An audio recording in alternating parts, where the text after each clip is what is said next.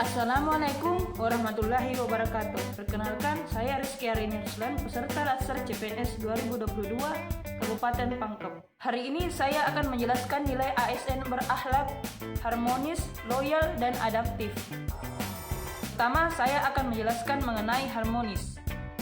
Indonesia adalah negara kepulauan terbesar di dunia yang terdiri dari 17.504 pulau. Nama alternatif yang biasa dipakai adalah Nusantara. Dengan populasi mencapai 270 juta jiwa pada tahun 2020, Indonesia menjadi negara berpenduduk terbesar keempat di dunia. Indonesia juga dikenal karena kekayaan sumber daya alam, hayati, suku bangsa, dan budayanya. Kekayaan sumber daya alam berupa mineral dan tambang, kekayaan hutan tropis, dan kekayaan dari lautan di seluruh Indonesia. Keanekaragaman suku bangsa dan budaya membawa dampak terhadap kehidupan yang meliputi aspek-aspek sebagai berikut. 1. Kesenian. 2. Religi. 3. Sistem pengetahuan. 4. Organisasi sosial. 5. Sistem ekonomi. 6. Sistem teknologi. Dan 7. Bahasa. Sejarah telah menunjukkan bahwa para pendiri bangsa yang tergabung dalam BPUPKI berupaya mencari titik temu di antara berbagai kutub yang saling berseberangan. Kebangsaan Indonesia berupaya untuk mencari persatuan dalam perbedaan. Persatuan menghadirkan loyalitas baru dan kebaruan dalam bayangan komunitas politik, kode-kode solidaritas, dan institusi sosial politik.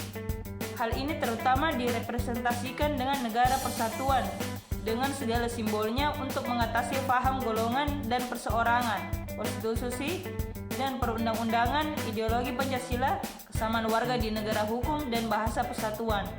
Perbedaan dimungkinkan dengan menghormati masa lalu, keberlanjutan etnisitas, warisan kerajaan, kearifan lokal tradisional, budaya dan bahasa daerah, penghormatan terhadap hak-hak adat, golongan minoritas, serta kebebasan untuk memeluk dan mengemban agama dan keyakinan masing-masing. Keanekaragaman bangsa selain membawa manfaat, bisa juga menimbulkan kerugian berupa konflik atau disharmonis. Disharmonis terbagi menjadi disharmonis antar suku, disharmonis antar agama, disharmonis antar ras, atau disharmonis antar golongan. Dalam menangani masalah yang ditimbulkan oleh keberagaman budaya diperlukan langkah dan proses yang berkesinambungan. Pertama, memperbaiki kebijakan pemerintah di bidang pemerataan hasil pembangunan di segala bidang. Kedua, penanaman sikap toleransi dan saling menghormati adanya perbedaan budaya melalui pendidikan pluralitas dan multikultural di dalam jenjang pendidikan formal. Pengertian dari harmonis adalah kerjasama antar berbagai faktor dengan sedemikian rupa, hingga faktor-faktor tersebut dapat menghasilkan suatu kesatuan yang luhur. Panduan perilaku atau kode etik dari harmonis adalah 1. Menghargai setiap orang apapun latar belakangnya.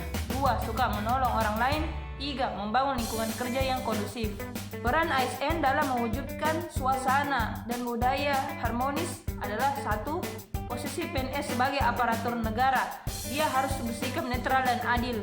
2. PNS juga harus bisa mengayomi kepentingan kelompok-kelompok minoritas dengan tidak membuat kebijakan peraturan yang mendiskriminasi keberadaan kelompok tersebut. 3. PNS juga harus memiliki sikap toleran atas perbedaan. 4. Dalam melaksanakan tugas kewajiban PNS juga harus memiliki rasa suka yang menolong, baik kepada pengguna layanan juga membantu kolega PNS lainnya yang membutuhkan pertolongan. 5. PNS menjadi figur dan teladan di lingkungan masyarakatnya. Itulah tadi penjelasan saya mengenai nilai ASN berakhlak harmonis. Selanjutnya saya akan menjelaskan mengenai nilai ASN berakhlak loyal. Definisi dari loyal adalah berdedikasi dan mengutamakan kepentingan bangsa dan negara. Loyal merupakan salah satu nilai yang terdapat dalam core values ASN yang dimaknai bahwa setiap ASN harus berdedikasi dan mengutamakan kepentingan bangsa dan negara dengan panduan perilaku. 1. Memegang teguh ideologi Pancasila, Undang-Undang Dasar Negara Republik Indonesia tahun 1945, setia kepada NKRI serta pemerintahan yang sah. 2. Menjaga nama baik sesama ASN, pimpinan instansi dan negara. Serta 3. Menjaga rahasia jabatan dan negara.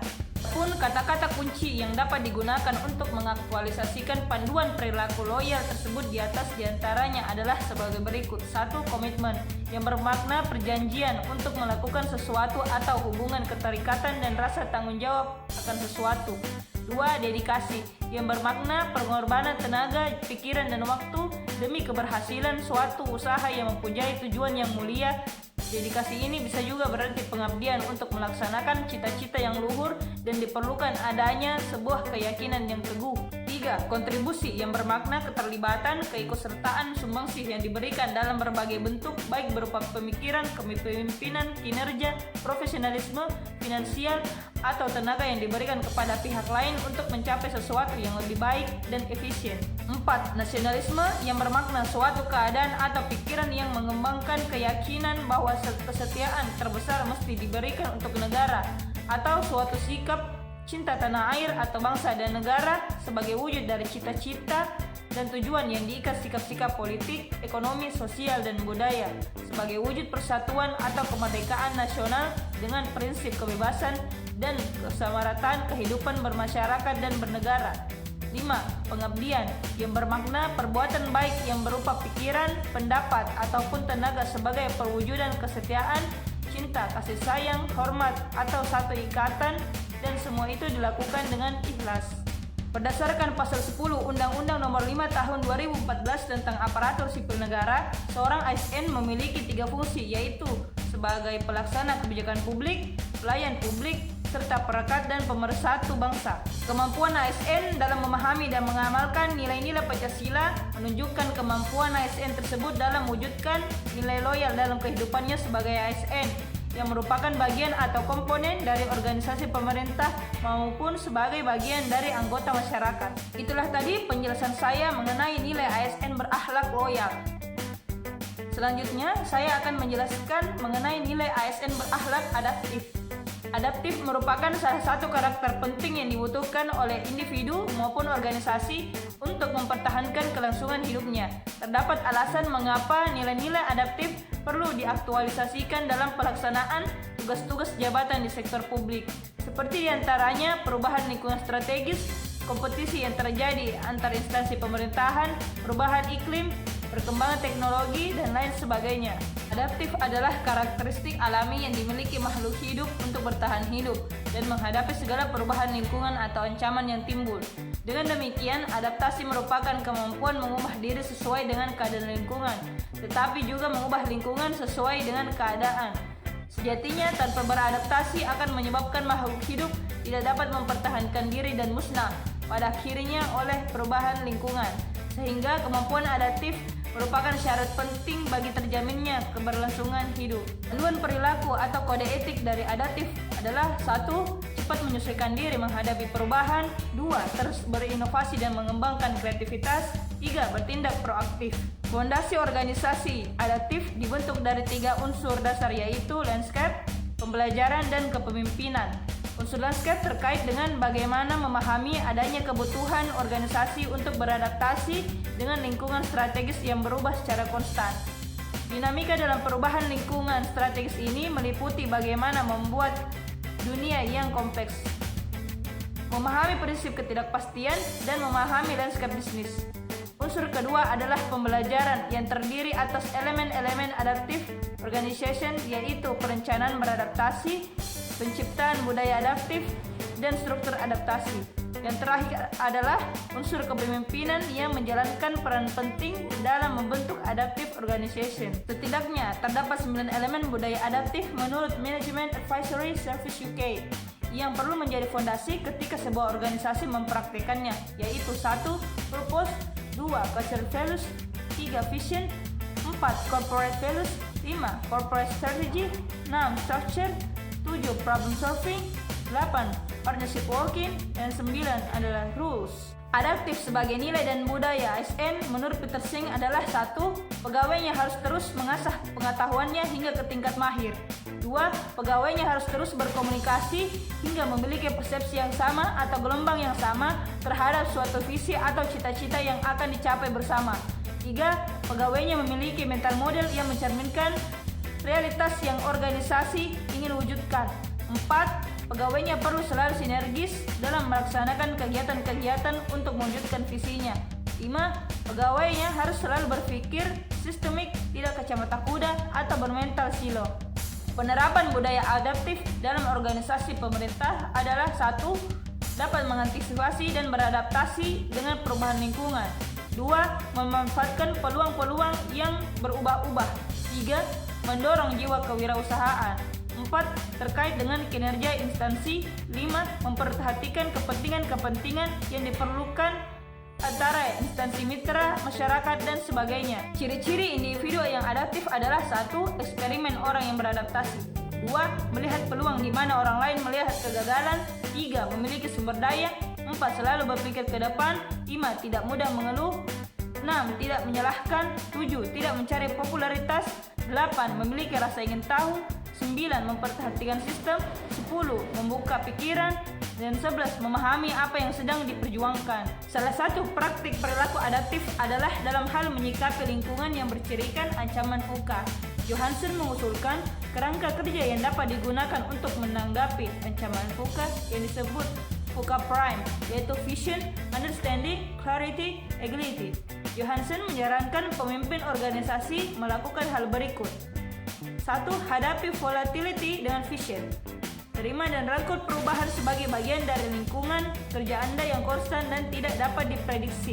Buat pernyataan yang kuat dan menarik tentang tujuan dan nilai tim, dan kembangkan visi bersama yang jelas tentang masa depan. 2. Hadapi uncertainty dengan understanding. Berhenti sejenak untuk mendengarkan dan melihat sekeliling. Hal ini membantu Anda memahami dan mengembangkan cara berpikir dan bertindak baru sebagai respon terhadap ancaman ketidakpastian. Jadikan investasi, analisis, dan interpretasi klinis dan competitive intelligence sebagai prioritas sehingga Anda tidak ketinggalan. Tinjau dan evaluasi kinerja Anda. Pertimbangkan dengan baik langkah yang akan Anda lakukan. Lakukan simulasi dan eksperimen dengan situasi sehingga melatih Anda untuk bereaksi terhadap ancaman serupa di masa depan. 3. Hadapi complexity dengan clarity. Berkomunikasi secara jelas dengan tim Anda. Dalam situasi yang kompleks, komunikasi yang jelas membantu mereka memahami arah tim dan organisasi. Kembangkan tim dan dorong kolaborasi. Situasi VUCA seringkali terlalu rumit untuk ditangani oleh satu orang. 4. Hadapi ambiguity dengan agility. Dorong fleksibilitas, kemampuan beradaptasi, dan ketangkasan. Buat rencana ke depan, tetapi bersiaplah untuk mengubahnya. Pekerjakan dan promosikan orang-orang yang berhasil di lingkungan VUCA.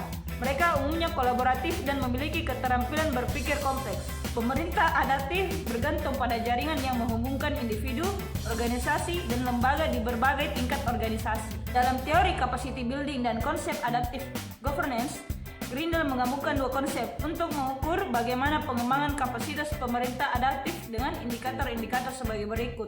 1. Pengembangan sumber daya manusia adaptif. 2. Penguatan organisasi adaptif. 3. Pembaharuan institusional adaptif. Pemerintah adaptif dengan demikian mengacu pada cara-cara di mana pengaturan kelembagaan berkembang untuk memuaskan kebutuhan dan keinginan masyarakat dalam lingkungan yang berubah. Secara lebih formal, tata kelola adaptif didefinisikan sebagai berikut.